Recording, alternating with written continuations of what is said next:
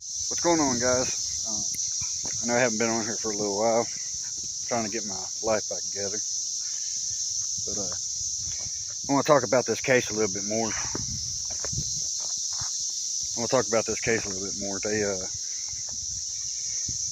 They didn't do it right. I can tell you that now that I look at it and do a little bit of research on it.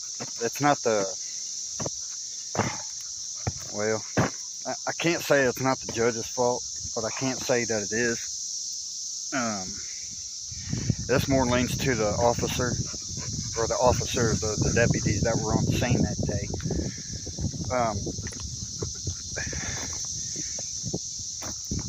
When they showed up, because my stepfather wanted to try to hem me up, get me for assault, so he called the law enforcement on me. There was about 4 or 5 guys showed up there, and not one time did they take my statement. Never asked me for a statement. I never offered to give them my statement. He went in the house to talk to my stepfather while I was standing outside, and he come straight out of the house and put me under arrest, told me I was arrested for assault. I asked the officer that was staying outside with me. It wasn't the lead officer, but still, it doesn't matter. I asked them to press charges against my stepfather because he hit me first. He assaulted me first, which led to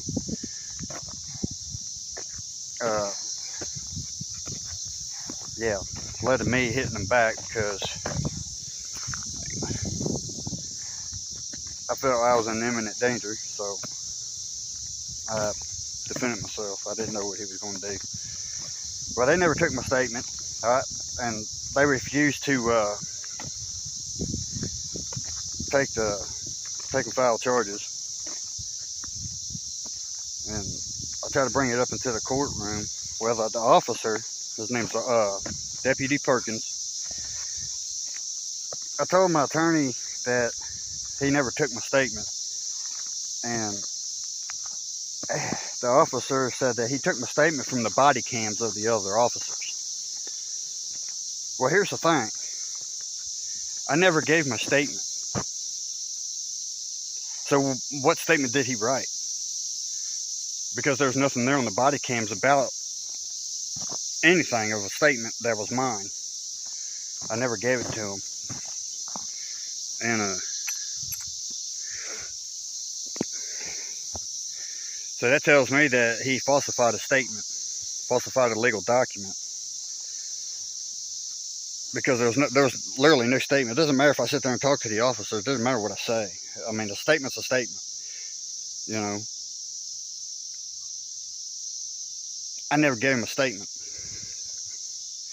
I told him, he hit me first. I hit him back. And he kept trying to continue, so I left. That doesn't make it a statement. Just because I make a comment doesn't make it a statement. Nobody asked for a statement. I never offered to give them one. Never told me it was a statement. Because if they asked me for a statement, I would have said, hey, you know what? I felt like I was in imminent danger, so I protected myself and I defended it. That would have eliminated probable cause. Because in KRS 503, it says I have a right to protect myself from imminent danger. From unwanted physical contact, if I felt like my life was in imminent danger. That would eliminate probable cause because it's a legal action.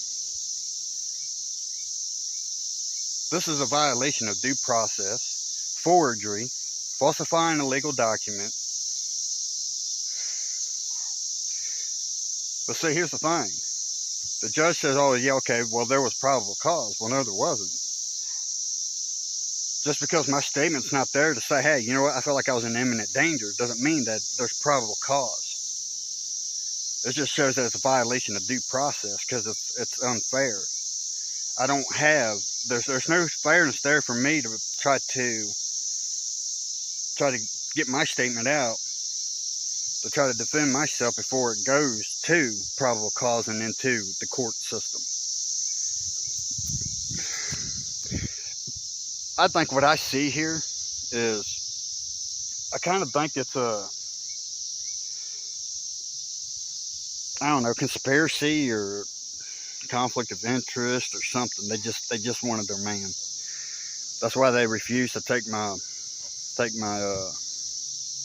or take and file a complaint against that person who actually did assault me, which he did admit it in the court case, that, you know, in the trial, that he did assault me first. He's the one that put his hands on me first.